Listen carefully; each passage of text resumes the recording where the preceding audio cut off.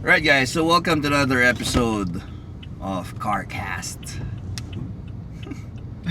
CarCast. Welcome.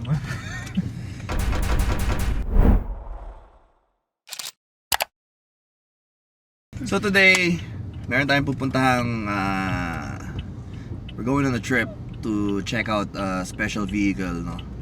So malayo-layo yung pupuntahan nating place. So we have lots of time to talk about random stuff, random things in life. And wala ako seatbelt! LTO! Kala nyo but not today, Satan. Ngayon pag-uusapan natin kasi sa dami ng mga pangyayari sa kalsada natin ngayon. Nung kailan lang may nabalita, 'di ba? Yung parang Raptor ba 'yon? Na nag-counterflow sa nag-counterflow sa may SLEC, sa may SLEC sa may St. Luke's. No, nag-counterflow yung Fortuner. Fortuner Tapos, ba? dalawang pickup yung nagsalpukan. Ayun, nag-counterflow yung Fortuner. Tapos pumasok siyang ganyan, may nasalpok siyang motor. Kumalat yung motor, nagprenuhan yung mga Raptor. Niya. Pagpreno ng Raptor, binangga siya ng isa pang Raptor din. Isang pick up pa. Hilux. Isa pang may malunggay pa yung ngipin ko. Isa pang pick up sa likod. So ang dami nangyayaring Kababalaghan. oo, sa kalsada. So one way to keep yourself secured sa mga ganung pangyayari would be a dashcam. A dashcam. Yun nga yung footage na nakita natin, kung walang dashcam, hindi mo malalaman kung ano nangyari. Oo. No. So very important talaga ang dashcam sa panahon ngayon kasi unang-una, let's say for example, road rage. 'Di ba? Meron kang evidence. Tapos pag mangga naman, pwede mo rin gawing evidence 'yon. At the same time, pag randomly nakachempo ka ng medyo corrupt na official ng MMDA o ng traffic enforcement unit ng kung anumang city, pwede mo rin gamitin proof na, oh boss, hindi ako nag-beating the red light. Kitang-kita sa dashcam ko, green pa oh. Di ba? Pwede mong gamitin ano yun. Evidence mo panlaban, no? Panlaban. Well, basically, a dashcam lang naman talaga is, main purpose niya is for evidence, di ba? Oo. And footage ng mga nakakatawang stuff sa kalsada siguro. Pwede. Or yung mga nakaka-interesting mga stuff. For example, nakakita ka ng Lalamove rider na may dalang TV na malaki. Pwede mo i-review, pwede mo i-save yung footage mo So, nun. hindi mo na kailangan ilabas yung cellphone mo, pipicturean mo na agad using your dashcam or whatever. Or kung meron kayong mga travels na maganda yung scenic route, diba? Maganda yung scenery, maganda yung kalsada, hindi mo na kailangan ilabas yung cellphone mo para videohan yung kalsada. You can get footages from your dashcam. And also, meron ng mga dashcam na option ngayon na meron ng nakatutok sa loob. Oo. Kunwari, meron kayong family bonding sa loob, hindi makukuhanan yun. Tulad ng ginagawa ng mga bata sa likod. Sam, stop it. Don't kick the chair. Hoy. Or remove your shoes. If you want to kick the chair, remove the shoes. So yun nga, sa first time ko lang makakita nung ganong dashcam actually. Yung tatluhan, 3 channel. and that's from DDPi Z60 na line or variant, Z60 na, Doon yung start na ng tatlo sila sa Z60. hindi ako sure pero doon ko lang una nakita personally na Okay. meron palang ganon. Oo nga, no, kumbaga ano bang mga innovations na pwedeng gawin sa isang dashcam. So yun nga, palinawin, yun lang naisip ko. Tsaka dagdag mga features na iba, di ba? Pero yung lagyan ng dashcam sa loob, Multiple channels. multiple view, di ba? Okay din, meron sa harap, meron sa likod, tapos meron sa loob. So ang ganda lang din kasi may sariling audio din eh.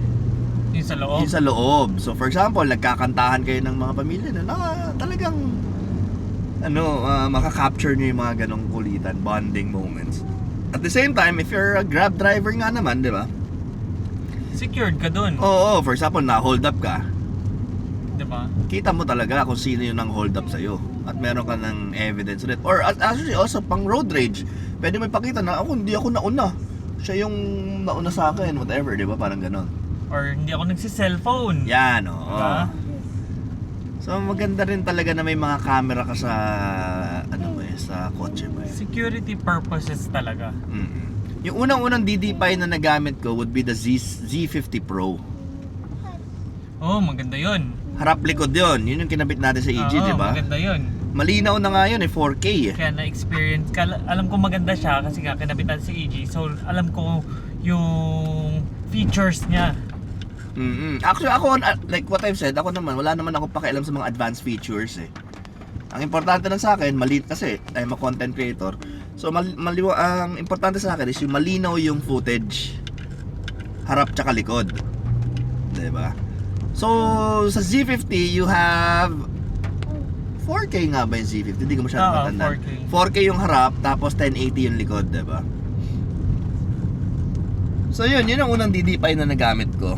Tapos lumabas Kasi yung nagsasalita siya pag umandar na yung kotse sa harap. so pag inaantok-antok ka, no? Ano yun? The Has car started to moving, move. The car in front of you started to move. Plus, meron din siya ng mga drive assist na features. Yung makikita mo yung speed mo. Talaga? Oo, so pag dinownload mo siya sa DD5 app. andun yung mga speed mo, ganyan. So pwede mo talaga siyang At gamitin. nakakatuwa siya tignan kasi may happy face dun sa screen. Oo, hindi siya eyesore, yun yung diba? niya, yun yung idle time niya pag happy face lang siya. Well, actually, kaya ako rin nagustuhan yung DD5 kasi maganda yung itsura ng device. Very premium yung pakiramdam nung hindi siya plastic lang, 'di ba? Premium siya, tapos plug and play siya i-install. Kahit DIY kaya mo install eh. So after yung Z50, na-impress ako dun sa Z50, na-testing ko naman yung Z60. Yun na yung 3 channel. So parang wow, okay to 3 channel setup ah. So the 3 channel setup sa 4K camera in the front, 1080 at the back. Tapos 2K yung sa loob. Malinaw yun sa loob. Oo, medyo nabibitin lang ako doon sa camera sa likod kasi 1080 lang. So when it's night, hindi malinaw pa rin naman siya, yun pero may kill cam sa akin. Oo, yung kill cam yun. If you see that footage. Kung wala ka nun, wala kang evidence sa akin. Kill cam. So yun lang, medyo nabibitin ako sa quality ng panlikod. Pero okay lang din naman. Pero pag araw, maliwanag yun. Tsaka maganda sa Z60, meron siyang AI technology na rin na parang night vision assist. Okay. Paano yun? AI. Sandali lang, may tumatawag sa akin. Hello.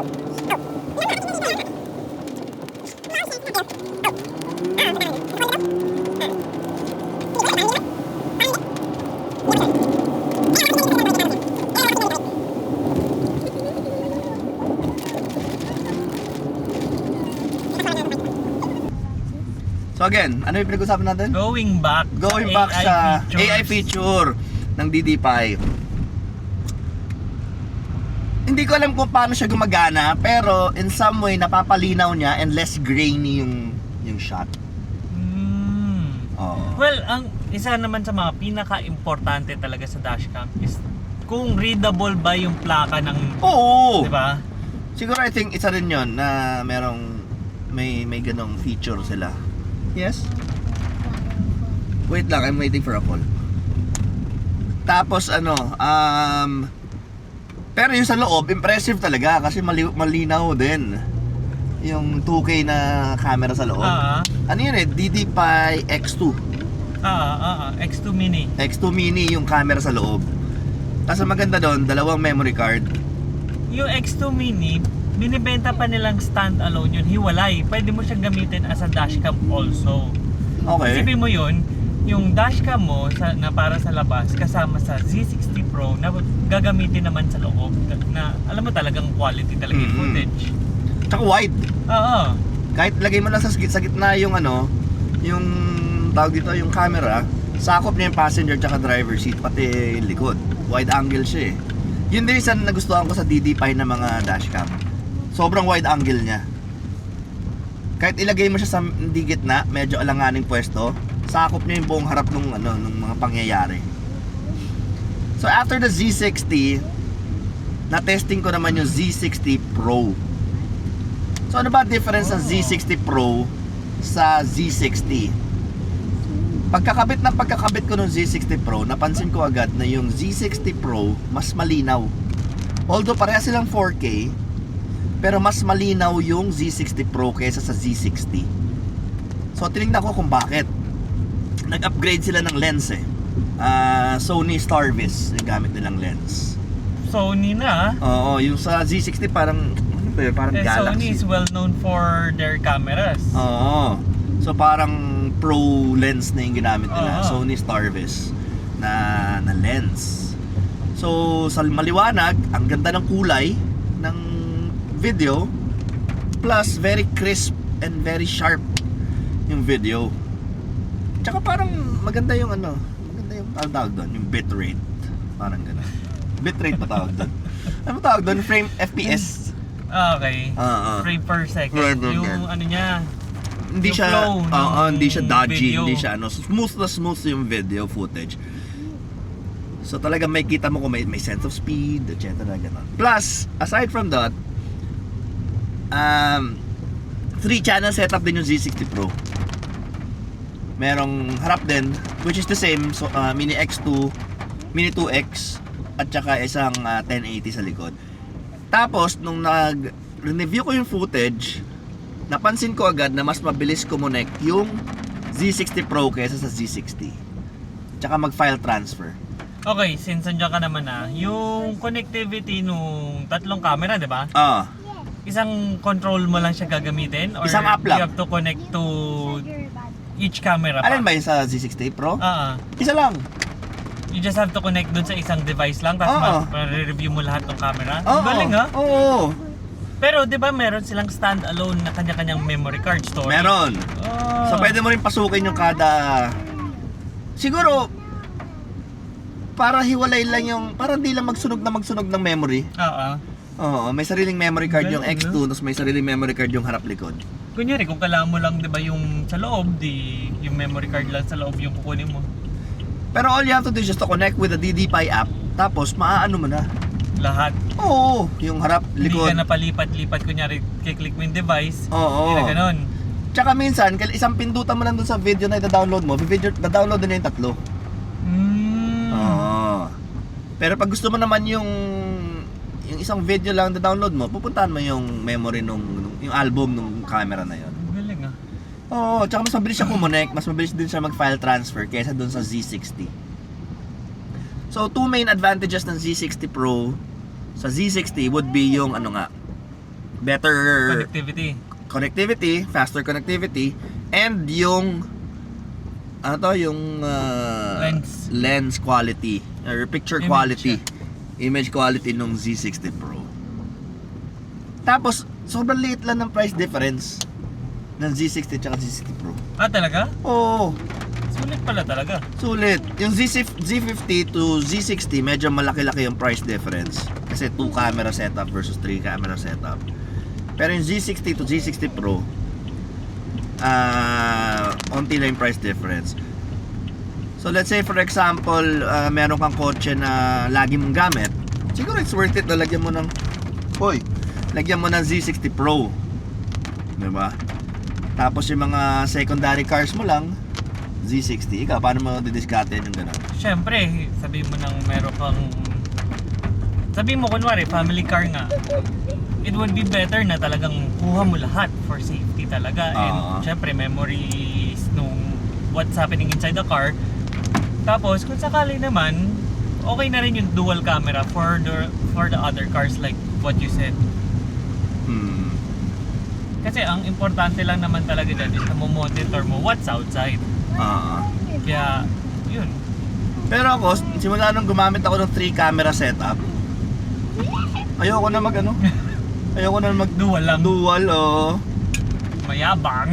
Gusto ko 3 camera setup talaga kasi minsan talagang kumakanta ako sa loob ng kotse mag-isa eh. That's my jam. Ganun.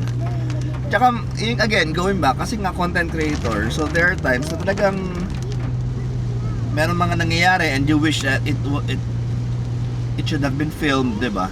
with the Z60 Pro or the Z60, alam mong may footage ka talaga. Napag-usapan na rin natin to eh. It would be applicable pag may race car ka. Oo naman, kasi may GPS nga Diba? May GPS function yung yung tawag ito, yung Z60 o yung mga DD5 cameras. So nakikita mo yung speed doon. So pag dinownload mo yung video, masasama yung interface na may speed, may direction, may map. Pati makikita mo na yung sarili mo, paano mo Isa pa yun, kinil oo. yung kalaban mo, diba? So perfect na perfect talaga yung mga 3 camera setup, lalo na pag racing ka. Eh alam naman natin yung mga GoPro nag-overheat yan eh. Oo. At saka yung May battery. tsaka yung tagal ng camera niya, may ilang number of hours lang. Oo, kasi Kasi may battery, lang siya. oo. Oo. Eh yung Z60, di ba? Or yung, Wired siya sa- Oo, yung mga dashcam naka-wire siya sa kotse. Sa kotse. Tapos, maganda pa doon, 1 minute yung video. Hindi mahirap i-download. Hindi mahirap i-download, plus di mo kailangan panoorin buo kung saan lang may exciting part. Doon lang da-download mo. So, ang galing nga din talaga eh. So, lahat ng kotse talaga dapat may dashcam eh. Kahit anong brand ang ilagay yung dashcam, dapat talaga requirement na ngayon ng dashcam, no? Oo nga eh. Bakit kaya hindi pa nila inaano na pag bumili ka ng kotse, automatic na meron siyang... Siguro wala pang politiko na dashcam ang negosyo, kaya hindi pa nila ginagawa ng batas yan. Ini-implement. Oo. No? Pero once nagkaroon ng politiko na ang negosyo ay dashcam, sure yan. Sure yan. Na necessity ang dashcam. Magiging magiging it's a law to have a dashcam on your car bago ka makapagparehisto sa LTO. Ikaw, nakita mo naman yung footage ng Z60, di ba? Tsaka Z60 Pro. Di ba? So, sobrang layo din talaga ng quality ng Z60 sa Z60 Pro. So, this coming holiday season, I really would suggest a perfect gift idea, no? For family or for friends would be a dashcam. No? A dashcam na kahit anong brand. Bahala kayo kung anong brand ng tip type nyo. Andyan yung 70 mi, andyan yung DD5, andyan yung Xiaomi and other brands. Pero ako personally, nung nasubukan ko ang DD5, hindi na ako testing ng iba pang dash camera. Kasi for me, the DD5 is the best dashcam money can buy. Although, it's a little bit premium sa price range niya. Medyo nasa higher end siya ng dashcam. Pero, what is money kung security naman at saka peace of mind ang ibibigay sa'yo, diba? That is true. That is true talaga. Yung, nakita mo yung motor ko, may dashcam, nakita mo yun. DD5 rin? DD5 rin yun. Paano gumagana yun? Power supply dun sa... Harap lang, sa likod. harap lang. Pero may option yun na harap likod. Waterproof? Waterproof. Oo, ang galing. The Ranger M1. Ranger din sa'yo? Ranger M1. Nakikita ko yun eh. Parang type ko nga rin eh. So, winired ko siya sa labas, sa harap. Sinasabi nila baka daw manakaw. Ang isip ko naman, kung nanakawin nila yon, masisira yung wiring nun. Kasi zinip-tie ko lahat, sinicure ko yung wiring na hindi siya basta-basta mababatak kung hindi siya masira. So, yung pointless rin kung nakawin nila. Tsaka isa pa maganda sa mga DD5 kasi ang dali ikabit, no? DIY lang. Kailangan mo lang talaga maitago yung They mga also wire. provide you the tools. Yung guide. Diba? Mm. Kung paano mo siya ididikit sa windshield. May ganun rin. Tsaka yung one touch setup talaga. They also provide you the QR code. yung USB. Saksakan ng USB. Oo, meron din yung bilog na dual, no? Parang di ka pa rin mawalan ng charging capability sa kotse mo. So yeah, if you were to ask me if I'll go for the Z60 or Z60 Pro, I really go for the Z60 Pro. Kasi onti na nga lang ang price difference. Plus, you get the better quality video sa harap. And you get good quality video inside and at the rear. So sana regaluhan tayo ni Tusog ng Z60 Pro. So again, if you see this video and feeling nyo nakatulong tong video na to, comment a thumbs up below. Tapos sa lahat na nag-comment, mamimili ako ng isang lucky winner na bibigyan ko ng, ano ba bibigay ko? Bigyan ko kaya ng DD-Pi Z50 Pro. Hanep. Bigyan ko kaya ng Mahal na na. bigyan ko kaya ng isang DD-Pi Z50 Pro ang Sulit yun, comment ng thumbs up sa video na to. Random yan, random. Random! Hindi pa unahan. Hindi pa unahan. So, ang gagawin natin, siguro at the end of the year, lahat na nag-comment sa baba ng thumbs up, bibilangan natin, 1, 2, 3, 4, 5, tapos lalagay natin sa randomizer, tapos kung sino man yun. Hindi, ganito na lang, mas Paano? maganda. Sabihan nyo kami ng kung bakit ikaw ang dapat manalo. Comment down below why you should be the lucky winner. Tapos pag gusto namin yung sagot mo, di ikaw na yung winner. Pwede din. Diba? Mas maganda yun. Pwede din. Why you deserve this dashcam. Mhm. Mahal yun ah. Mahal yung Z50. Mahal. Hindi biro yun ah. Mahal. Meron ako extra. So, ayan, dito na tayo sa pupuntahan natin. So, I think that's it for this episode of CarCast, and I hope you comment down below why you should be the lucky winner of a Z50 Pro, and we'll catch you on the next.